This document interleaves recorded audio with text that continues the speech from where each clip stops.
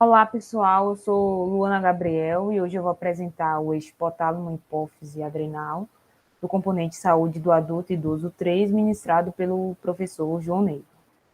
Então, vou começar com a anatomia, uma breve anatomia do hipotálamo hipófise, em que o hipotálamo está localizado no assoalho do terceiro ventrículo, logo abaixo do tálamo, próximo ao quiasmo óptico e o corpo mamilar.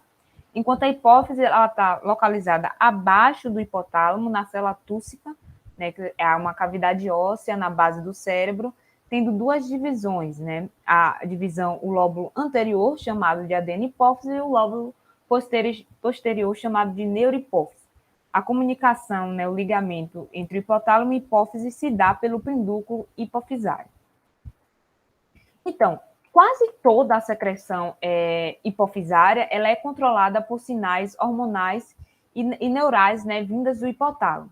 Então, na hipófise posterior, esse controle é por sinais neurais, vindas do hipotálamo, e enquanto que na hipófise anterior, esse controle de secreção é um controle hormonal, também vinda do hipotálamo por vasos, pequenos vasos, chamados de vasos porta-hipotalâmicos hipofisários, em que traz os hormônios liberadores e inibidores hipotalâmicos. Então, esses hormônios liberadores e inibidores hipotalâmicos que controlam a secreção da hipófise, nós temos como liberador a tireotropina, a gonadotropina, a corticotropina e o de crescimento. Então, esses hormônios liberadores, eles chegam nas células, e nas células eles vão estimular a secreção de outros hormônios na hipófise anterior. Nós temos também o hormônio inibidor, que é o inibidor do crescimento, somatastina, e o inibidor da prolactina, que inibe a secreção desses hormônios, também atuando na hipófise anterior. Então, na hipófise anterior, nós temos os hormônios de crescimento, a adrenocorticotropina, o hormônio estimulante da tireoide, a prolactina e o hormônio folículo estimulante, o hormônio luteinizante. Aqui vamos dar mais atenção à adrenocorticotropina, que é o hormônio relacionado ao eixo que estamos estudando. Enquanto que na hipófise posterior, nós temos os hormônios antidiuréticos, que é o ADH, e a ocitocina, e que são secretados pela neurohipófise. Então, aqui nessa tabela, nós visualizamos os hormônios, que é chamado de fator hipotalâmico, que chega às células-alvos e atuando em um lóbulo da hipófise, tendo a secreção de um hormônio modulado. Então, aqui eu trouxe como foco o hormônio liberador, corticotrófico, que atua nas células-alvos da corticotrófico, na adenohipófise, localizado na adenohipófise, que estimula a secreção dos hormônios adrenocorticotropina. Então, esses são os eixos hipotalâmicos adrenohipofisários, que é o eixo hipotálamo hipófise crescimento, o eixo hipotálamo hipófise gonadal, o eixo hipotálamo hipófise lactação, o eixo hipotálamo hipófise tireoide e da adrenal. Estou fazendo aqui uma breve revisão. Nós temos o hipotálamo, que libera o hormônio liberador corticotrófico, que atua nas células da adenohipófise, permitindo a secreção de hormônio, estimulando a secreção de hormônio adrenocorticotropina, chegando às glândulas adrenais, que é suprarrenais, que são glândulas que estão localizadas nos polos superiores do rim, com formato piramidal, pesando cerca de 4 gramas cada uma, E aí eu trouxe aqui essa imagem, que eu gostei bastante, que ela representa um corte histológico da glândula adrenal. Então, aqui a gente consegue ver a cápsula, o córtex adrenal, que é dividido em 3 zonas, e a medula adrenal. A medula adrenal, ela corresponde a cerca de 20% da glândula. E seu funcionamento está muito relacionado ao sistema nervoso simpático.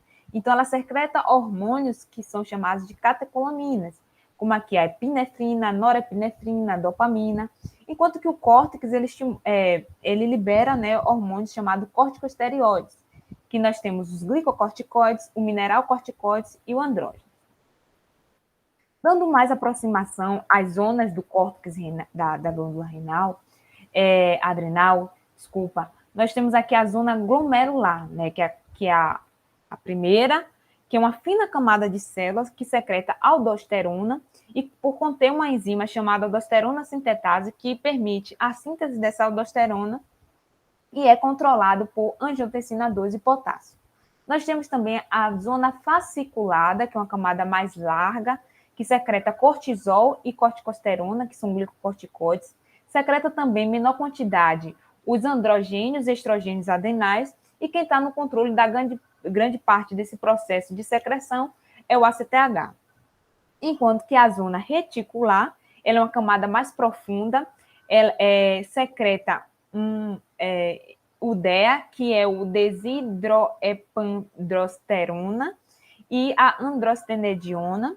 Em menor quantidade, secreta estrogênios e alguns glicocorticoides, e quem está no controle é o ACTH, né, o hormônio adrenocorticotrofina, e o estimulante adrenogênico-cortical.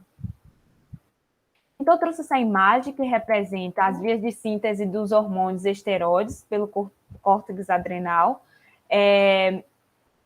todo o processo bioquímico, e que quem quiser mais pode pausar o vídeo e visualizar todo o processo. Então, aqui eu trouxe as funções dos hormônios, né, do córtex da adrenal, que é os glicocorticoides, mineralocorticoides e o andrógeno.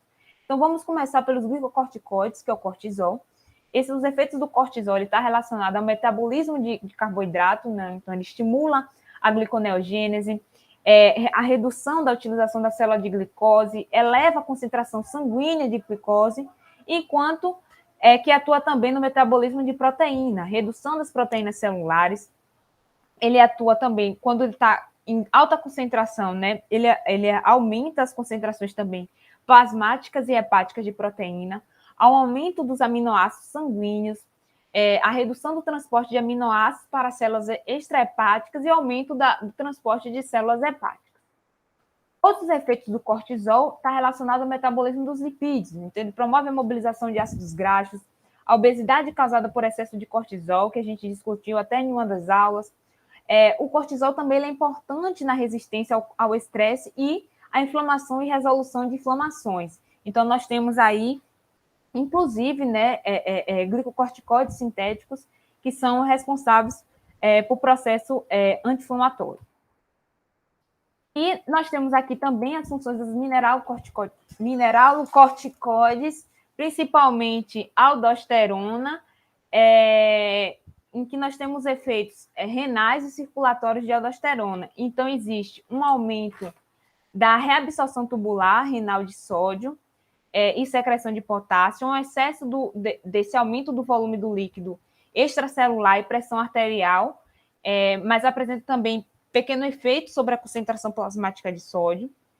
Em excesso, ela provoca hipocalemia e fraqueza muscular, e a sua deficiência ela vai provocar, né, uma hipercalemia, uma toxicidade cardíaca e estimula o transporte de sódio e potássio nas glândulas sudoríparas e salivares e nas células epiteliais intestinais. Então, nos androgênios adrenais, nós temos o principal androgênio adrenal vai ser o sulfato de dihidroepiandrosterona, o SDEA, que em seguida o androstenediona. Então, são andrógenos que são fracos e eles necessitam de uma conversão para testosterona no tecido periférico. Então, eles são hormônios responsáveis em partes, né, pelo desenvolvimento dos órgãos sexuais, masculino e feminino, principalmente na fase adulta, né, sendo mais abundante. E aí eu trouxe um lembrete aqui muito importante, que esses andrógenos, eles são controlados pelo ACTH, né, pelo hormônio adrenocorticotropina, e não pelas gonadotrofinas, como FSH e LH, certo, pessoal? Produzindo nas gonas. Então é isso. Aqui são as referências bibliográficas. Muito obrigada.